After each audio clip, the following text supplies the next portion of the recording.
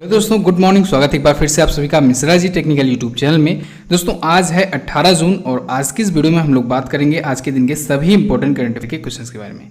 पूरी वीडियो ध्यान से देखिएगा, पूरी वीडियो आपको डिटेल में समझाई गई है। वीडियो देखने के बाद आप इसकी क्विज भी सॉल्व कर सकते हो। क्विज मिलेगी आपको Mishra ji technical MZT app पर। चलिए दोस्तों, हम लोग बात करते हैं लास्ट डे के क्वेश्चन की। लास्ट डे का हमारा पहला क्वेश्चन था, भारत के अटॉर्नी जनरल की नियुक्ति कौन करता है? तो नियुक्ति करता है राष्ट्रपति, भारत के अटॉर्नी जनरल की यानी महान्यायवादी की। अगला था, हाल ही में तमिलनाडु के कितने स्थानों शहरों का नाम बदला गया? तो 1018 स्थानों, इलाकों और शहरों का नाम चेंज किया गया है तमिलनाडु सरकार के द्वारा। इन दोनों क्वेश्चंस के बारे में जिन लोगों ने डिटेल में और करेक्ट आंसर किया है उनके नाम मैं आपको वीडियो के एंड में बताऊंगा। चलिए दोस्तों, बात करते हैं आज के दिन के पहले क्वेश्चन की। जून 2020 में मनरेगा के तहत सबसे ज़्यादा रोजगार देने वाला पहला राज्य कौन बना? तो पहला राज्य बन गया है उत्तर प्रदेश। जून 2020 में ये क्यों लिखा गया है? क्योंकि दोस्तों अभी मई 2020 में यानी पिछले मंथ ही एक डाटा जारी हुआ था जिसमें बताया गया था कि छत्तीसगढ़ बन गया है लॉकडाउन के दौरान मनरेगा के तहत सबसे ज़्यादा रोजगार देने वाला राज्य। तो छत्तीसगढ़ ने दोस्तों 18 लाख रोजगार दिए थे। लेकिन जैसा कि आप सभी को पता है कि लॉकडाउन के दौरान बहुत बड़ी मात्रा में प्रवासी मजदूर अपने अपने राज्यों को पहुँचे हैं। तो ऐसे में सभी राज्य सरकारों की चिंता बनी हुई है, उनकी जिम्मेदारी बनी हुई है कि सभी प्रवासियों को रोजगार दिया जाए। तो बड़ी बड़ी मात्रा में दिया भी जा रहा है रोजगार।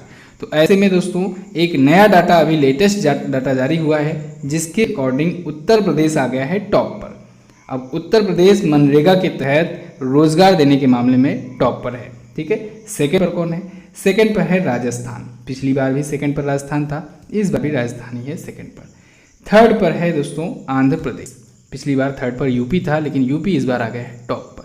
अब देखिए, छत्तीसगढ़ ने दोस्तों 18 लाख लोगों को दिया था रोजगार, लेकिन अब जो ये डेटा है ये डेटा बहुत ज़्यादा हाई हो गया है। कितना हो गया है? उत्तर प्रदेश ने दोस्तों 57,12,975 लोगों को दिया है रोजगार। कितना? 57 लाख से ज़्यादा को मनरेगा के तहत उत्तर प्रदेश में 57,000 ग्राम पंचायतों में ये रोजगार दिया गया है मनरेगा के तहत। अब ये मनरेगा है क्या? बार बार आ रहा है। मनरेगा यानी कि Mahatma Gandhi national rural employment guarantee act 2005 में ये लाया गया था। इसके अकॉर्डिंग 100 दिनों की गारंटी, रोजगार गारंटी दी जाती है। क्लियर है? चलिए, अब तो आया है उत्तर प्रदेश, तो हम लोग उत्तर प्रदेश से रिवीजन कर लेते हैं कि पिछले दिनों में क्या क्या क्वेश्चंस आए हुए थे इससे रिलेटेड करंट अफेयर के। तो दोस्तों एक बहुत बड़ा पेज भर करके मैंने आपको भेज दिया है टेलीग्राम ग्रुप पर। अगर आपने उसे नहीं देखा है तो जाइए देख लीजिए, उसमें बहुत सारे करंट अफेयर हैं उत्तर प्रदेश से रिलेटेड। ठीक है, सभी राज्यों का जो पेज होता है उसको मैं वहाँ पर भेज दिया करता हूँ टेलीग्राम ग्रुप में। टेलीग्राम ग्रुप को ज्वाइन कर लीजिए। हम लोग बात करेंगे कुछ लेटेस्ट अपडेट। दोस्तों अभी हाल ही में उत्तर प्रदेश ने प्रवासी आयोग के गठन किया, प्रवासी आयोग की स्थापना की। और अभी हाल ही में एक और न्यूज़ आई थी कि उत्तर प्रदेश ने बाल श्रमिक विद्या योजना शुरू की। उत्तर प्रदेश ने ही दोस्तों निवेश मित्र पोर्टल शुरू किया और उत्तर प्रदेश कोविड-19 के लिए 1 लाख बेड तैयार करने वाला पहला राज्य बना था। अभी आगे आएगा श्रमिक कल्याण आयोग, इसका भी गठन किया है अभी हाल ही में उत्तर प्रदेश ने। क्लियर है बिल्कुल? और मनरेगा के तहत रोजगार देने वाला पहला राज्य बन गया है, सबसे ज़्यादा रोजगार देने वाला पहला राज्य बन गया है उत्तर प्रदेश। उत्तर प्रदेश से स्टैटिक जानिए। राजधानी यहाँ की लखनऊ। लखनऊ में है दोस्तों चौधरी चरण सिंह इंटरनेशनल एयरपोर्ट। अच्छा, उत्तर प्रदेश में 2 इंटरनेशनल एयरपोर्ट हैं करंट टाइम पर। एक बनारस में है। बनारस में कौन सा है? लाल बहादुर शास्त्री इंटरनेशनल एयरपोर्ट, बाबतपुर वाला। ठीक है, चलिए उत्तर प्रदेश ये रहा मैप में। योगी आदित्यनाथ जी बीजेपी पार्टी से हैं, यहाँ के करंट टाइम पर सीएम। आनंदीबेन पटेल जी हैं यहाँ की गवर्नर। गोविंद माथुर जी इलाहाबाद हाईकोर्ट, जो कि उत्तर प्रदेश हाईकोर्ट है, उसके हैं chief justice. Dudhwa national park और चंद्रप्रभा गेम सेंचुरी है उत्तर प्रदेश में ही। उत्तर प्रदेश में ही सबसे ज़्यादा विधानसभा की सीटें हैं 403+1। राज्यसभा में सबसे ज़्यादा सीटें यहीं से जाती हैं 31 और लोकसभा में सबसे ज़्यादा सीटें यहीं से जाती हैं 80। नेक्स्ट बात करते हैं। नेक्स्ट है, हाल ही में मुखमल्दकली अबिल गजीएव ने किस देश के प्रधानमंत्री पद से इस्तीफा दिया? तो दोस्तों अभी हाल ही में इन्होंने किर्गिस्तान के प्रधानमंत्री पद से इस्तीफा दे दिया है। ये किर्गिस्तान के प्रधानमंत्री थे और इन्होंने अपने पद से इस्तीफा दे दिया है। क्यों इस्तीफा दिया है? एक्चुअली में दोस्तों इन पर एक जांच चल रही थी। इन पर नेशनल रेडियो फ्रिक्वेंसी को लेकर के एक असाइनमेंट पर क्रिमिनल जांच चल रही थी, तो उसी का हवाला देते हुए इन्होंने इस्तीफा दे दिया है। तो फिलहाल के लिए अभी एक्टिंग जो पीएम है यानी कार्यवाहक जो पीएम हैं वो बना दिए गए हैं कुबात बेक ब्रूनो। कौन? कुबातबेक बोरोनोव को बना दिया गया है एक्टिंग पीएम, यानी कार्यवाहक प्रधानमंत्री। कार्यवाहक के बारे में मैंने आपको बताया है, जैसे ही कोई परमानेंट मिल जाता है तो कार्यवाहक हट जाता है। ठीक है, किर्गिस्तान आया है तो हम लोग जानेंगे किर्गिस्तान के बारे में।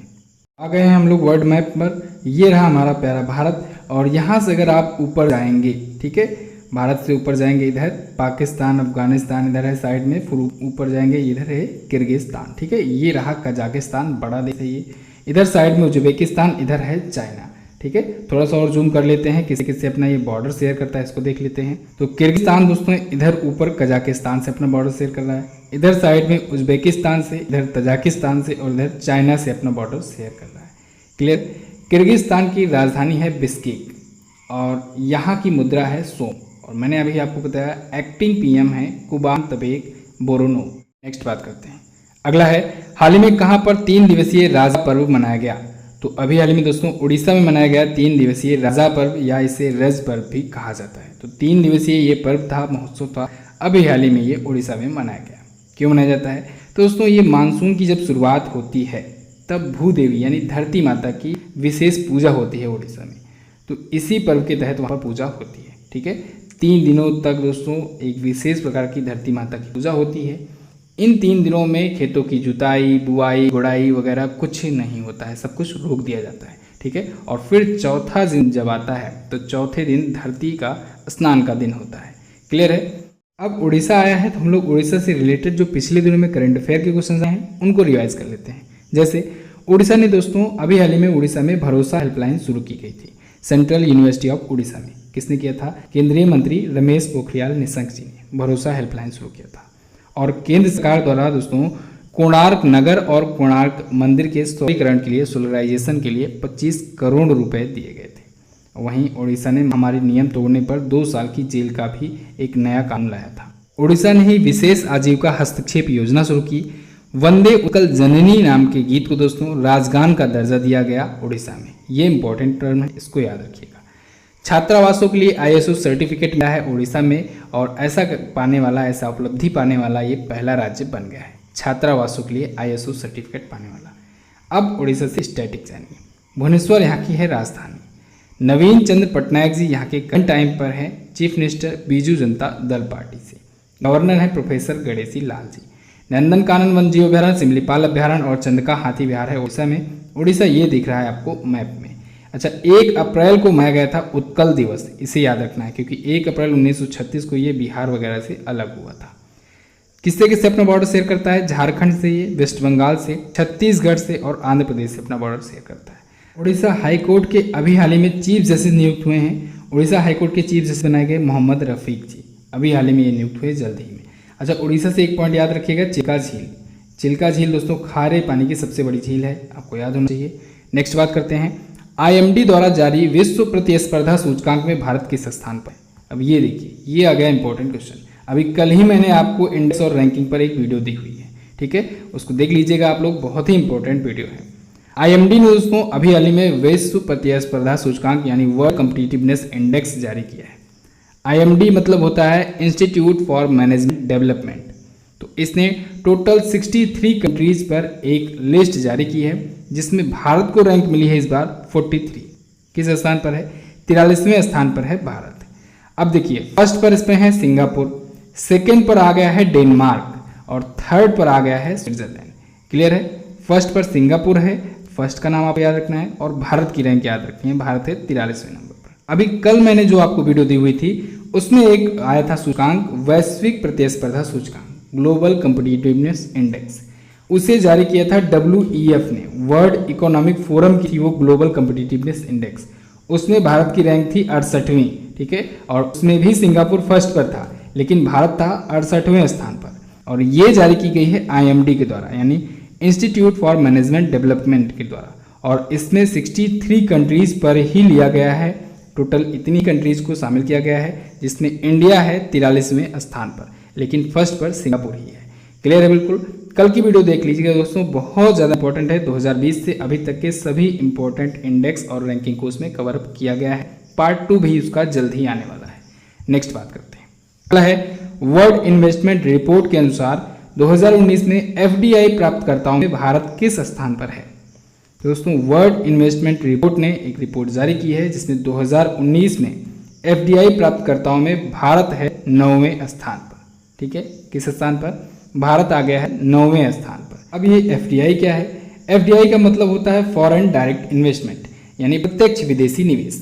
सीधी भाषा में आप लोग समझिए कि कोई भी विदेशी कंपनी है, फॉरेन कंपनी है, वो अगर इंडिया की किसी कंपनी में डायरेक्ट पैसा लगाता है, डायरेक्ट या फिर शेयर खरीदता है या पैसा लगाता है, तो फिर उसे कहा जाता है foreign direct investment. For example अभी आप लोगों ने देखा होगा कि रिलायंस जियो जो इंडिया की कंपनी है, इसमें बैक टू बैक कई सारे एफडीआई हुए दोस्तों। बहुत सारी कंपनीज जो हैं विदेशों की, उसने अपना पैसा लगाया, शेयर खरीदे। सबसे बड़ा एफडीआई इंडिया में अभी तक का फेसबुक ने किया, 9.99% का हिस्सेदारी खरीदा, अपना शेयर खरीदा रिलायंस जियो में। इसे आपको याद रखना है, भारत का सबसे बड़ा अभी तक का एफडीआई है। ठीक है, तो इससे हम लोग एफडीआई के बारे में जान लिए। अब वर्ल्ड इन्वेस्टमेंट रिपोर्ट कहती क्या है?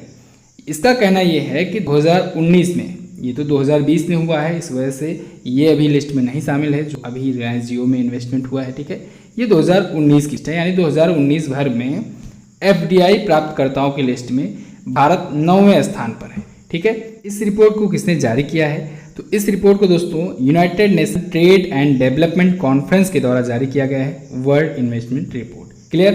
नेक्स्ट बात करते हैं। अगला है, किस राज्य सरकार ने श्रमिक कल्याण आयोग का गठन किया? तो अभी मैंने आपको बताया उत्तर प्रदेश राज्य सरकार ने श्रमिक कल्याण आयोग का गठन किया है।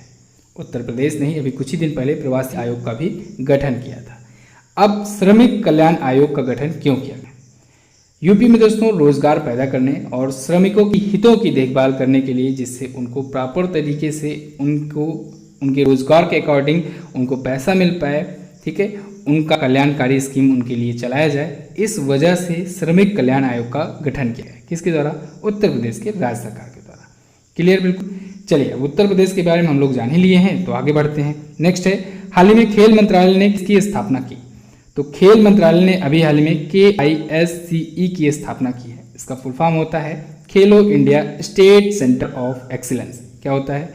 खेलो India state centre of excellence. ये एक फ्लैगशिप प्रोग्राम है दोस्तों, खेल मंत्रालय के द्वारा शुरू किया गया है। क्यों शुरू किया गया है? दोस्तों पूरे देश भर में एक पावरफुल स्पोर्ट इकोसिस्टम डेवलप करने के लिए, बिल्ड करने के लिए ये शुरू किया गया है, जिससे प्रत्येक राज्य या प्रत्येक केंद्र शासित प्रदेश है उसमें एक इसी प्रकार का खेलो India state centre of excellence स्थापित किया जाए, जिससे वहाँ से अच्छे अच्छे खिलाड़ी निकले और उनको नेशनल या इंटरनेशनल लेवल तक प्रमोट किया जाए। तो दोस्तों इसके तहत फर्स्ट स्टेज में 8 स्टेट को चुना गया है। ठीक है, 8 स्टेट को फर्स्ट स्टेज में चुना गया है। कौन कौन से स्टेट हैं? अरुणाचल प्रदेश है, मणिपुर, मिजोरम, केरल, तेलंगाना, नागालैंड, उड़ीसा और कर्नाटक। ये 8 राज्य हैं जिनको पहले चरण के थ्रू इसमें लिया गया है। खेलो इंडिया आया है, खेलो इंडिया यूथ गेम आपको याद होना चाहिए। कहाँ पर हुआ था तीसरा संस्करण? जनवरी में ही इसी वर्ष हुआ था गुवाहाटी में। गुवाहाटी असम में हुआ। किसने जीता था सबसे ज़्यादा मेडल? तो महाराष्ट्र दोस्तों लगातार दूसरी बार था टॉप पर। नेक्स्ट बात करते हैं। अगला है, पीएम केयर्स फंड का ऑडिटर किससे बनाया गया? तो पीएम केयर्स फंड का ऑडिटर दोस्तों बनाया गया है शार्क एंड एसोसिएट्स को। किसे? शार्क एंड एसोसिएट्स को। पीएम केयर फंड का दोस्तों ये 3 वर्षों के लिए बनाया गया है ऑडिटर। कितने वर्षों के लिए? अगले 3 वर्षों के लिए। अच्छा, ये जो शार्क एंड एसोसिएट्स है, यही दोस्तों अभी जो 2019 में पीएम राष्ट्रीय राहत कोष शुरू किया गया था, उसका भी ऑडिटर बनाया गया है। पीएम राष्ट्रीय राहत कोष यानी पीएम नेशनल रिलीफ फंड का भी बनाया गया है इसे ऑडिटर। ठीक है, ऑडिटर मतलब लेखा जोखा जो रखता है। शार्क एंड एसोसिएट्स जो है दोस्तों, इसके अध्यक्ष हैं वर्तमान में सुनील कुमार गुप्ता जी। तो सुनील कुमार गुप्ता जी की अध्यक्षता में पीएम केयर्स फंड का ऑडिटर बनाया गया है। पीएम केयर्स फंड आप सभी लोग को बताने की जरूरत है नहीं, जानते ही होंगे। जब लॉकडाउन लगा था दोस्तों, तो प्रधानमंत्री मोदी जी ने इस इमरजेंसी सिचुएशन में सभी लोगों से, सभी देशवासियों से बढ़ चढ़कर दान करने, योगदान देने के लिए घोषणा की थी, अपील थी। तो पीएम केयर्स फंड वही है, तो उसका ऑडिटर बनाया गया है शार्क एंड एसोसिएट्स को। ठीक है। अच्छा, पीएम केयर्स का फुल फॉर्म भी होता है। क्या होता है फुल फॉर्म? इसका फुल फॉर्म है प्रधानमंत्री यानी prime minister citizens assistance and relief in emergency situation. क्या है? Prime minister citizens assistant and relief in emergency situation. Clear है? नेक्स्ट बात करते हैं। अगला है, हाल ही में मोनाको फाउंडेशन अवार्ड 2020 किसने जीता? तो अभी हाल ही में दोस्तों डेक्कन डेवलपमेंट सोसाइटी ने जीता है foundation Monaco foundation award 2020। Deccan development society ये है हैदराबाद में, इसने जीत लिया है मोनाको फाउंडेशन अवार्ड 2020। 2020 के लिए पृथ्वी पर प्राकृतिक सम्मान के लिए इसे दिया गया है ये अवार्ड। और ये अवार्ड दिया है ओलिविवर बेंडेन ने। ओलिविवर बेंडेन जो है दोस्तों ये मोनाको फाउंडेशन के वाइस चेयरमैन और एमडी हैं। तो इसके तहत दोस्तों प्राइज मनी इसे दी गई है 40,000 यूरो, ठीक है, 40,000 यूरो दी गई है इसको प्राइज मनी। नेक्स्ट बात करते हैं, अगला है लेफ्टिनेंट जनरल राजमोहन वोहरा का कोविड-19 से निधन हो गया। इन्हें कौन सा वीरता पुरस्कार मिल चुका है? तो लेफ्टिनेंट जनरल राजमोहन वोहरा जी का कोविड-19 महामारी की वजह से निधन हुआ। इन्हें दोस्तों महावीर चक्र मिल चुका था। महावीर चक्र जो होता है ये सेना का दूसरा सबसे बड़ा वीरता पुरस्कार होता है, ठीक है, भारत का दूसरा सबसे बड़ा वीरता पुरस्कार है महावीर चक्र। पहला कौन है? परमवीर चक्र। तो महावीर चक्र इनको दिया गया था 1972 में, 1972 में। एक्चुअल में दोस्तों 1971 का जो वार हुआ था उसमें ये नायक थे, लीडर थे, तो इनको इनकी वीरता के लिए 1972 में मिला था महावीर चक्र। इनका भी हाल ही में कोविड-19 महामारी की वजह से निधन हो गया, लेफ्टिनेंट जनरल राजमोहन वोहरा जी का। क्लियर है? तो बस दोस्तों ये तो थी हमारी आज के दिन की करंट अफेयर। कैसी लगी आपको वीडियो आप लोग कमेंट करके हमें जरूर बताइएगा। आई होप आपको वीडियो पसंद आई होगी। वीडियो अगर पसंद आई है तो वीडियो को लाइक और शेयर कर दीजिएगा। और अगर आप चैनल पर पहली बार आए हो तो चैनल को सब्सक्राइब करके बेल आइकन को जरूर प्रेस करना। बेल आइकन को प्रेस करने के बाद दोस्तों ऑल पर सिलेक्ट कर देना, जिससे शाम वाली वीडियो का नोटिफिकेशन आपको मिल जाया करे। शाम को दोस्तों कल अपलोड हुई थी इंडेक्स और रैंकिंग की वीडियो, आप लोगों ने नहीं देखा है तो उसे जरूर देखिए। बात करते हैं क्वेश्चन ऑफ द डे की। आज का पहला क्वेश्चन है आपके लिए, सिप्री की रिपोर्ट के अनुसार भारत के पास कितने परमाणु हथियार हैं? अगला, विश्व बौद्धिक संपदा सूचकांक में शीर्ष पर कौन है? दोनों ही क्वेश्चन है इंपॉर्टेंट, दोनों के बारे में आपको जो पता हो डिटेल में जरूर आंसर करने का प्रयास कीजिएगा। अब दोस्तों आप वीडियो देख लिए हो तो जाओ जल्दी से इसकी क्विज भी सॉल्व कर लो। क्विज मिलेगी आपको Mishra ji technical MGT app पर। क्विज सॉल्व करना बहुत ज़्यादा इंपॉर्टेंट है। क्विज सॉल्व करने से दोस्तों आपके अंदर कॉन्फिडेंस आता है, बहुत बार मैंने आपको बताया। क्विज जरूर सॉल्व कर लिया करो। बात करते हैं उन लोग नाम के जो लोग कल की वीडियो में डिटेल में आंसर किए थे। उनके नाम है श्याम शेर कुमार, मनु पांडे, स्वर्णेश्वर कुमार, शिखा मिश्रा, साबिर आलम, नेहा जायसवाल, वंदना अग्रवाल, मोहम्मद जारिफ, शुभम यादव, सुरभि गुप्ता, शांति प्रिया, रविशंकर, साक्षी पांडे, राज तिवारी, प्रेरणा राय। इतने लोगों ने डिटेल में आंसर किया। ये थे टॉप 15 लोग जो सबसे पहले आंसर किए। आप लोग भी सबसे पहले आंसर करने का प्रयास किया करो। तो दोस्तों इस वीडियो में बस इतना ही। कैसी लगी आपको वीडियो आप लोग कमेंट करके हमें जरूर बताइएगा। वीडियो अगर अच्छी लगी है तो लाइक करके हमारा उत्साह बढ़ाइए। साथ ही इन दोनों इंपॉर्टेंट वीडियोस को जरूर देख लीजिएगा और आने वाली वीडियोस का नोटिफिकेशन पाने के लिए सब्सक्राइब करके बेल आइकन को जरूर दबाएं। मिलते हैं किसी अन्य वीडियो में, तब तक के लिए नमस्कार, जय हिंद, वंदे मातरम।